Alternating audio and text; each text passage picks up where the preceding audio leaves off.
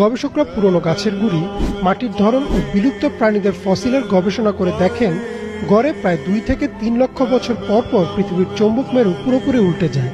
আর যখন যখন এটি উল্টে গেছে, পৃথিবীর প্রাণীকুলের উপর নেমে এসেছে কিয়ামত, অর্থাৎ প্রাণীজগতের বিরাট এক অংশ বিলুপ্ত হয়ে গেছে, যাকে বলা হয় ম্যাস এক্সটিনশন।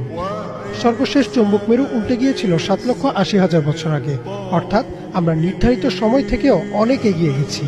তাই ধারণা করা হচ্ছে যে কোনো সময়ই উল্টে যেতে পারে চৌম্বক মেরু। আর যখন এই মেরু উল্টে যাবে, তখন দিকও উল্টে যাবে। এখন আমরা যাকে উত্তর দিক বলছি তা হবে দক্ষিণ, আর পূর্ব হবে পশ্চিম, অর্থাৎ সে সময় সূর্য উঠবে পশ্চিমে।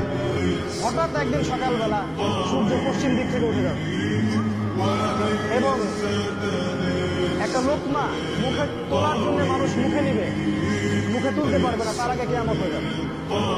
পানি খাওয়ার গ্লাস উঠাবে, পানি পান করার আগে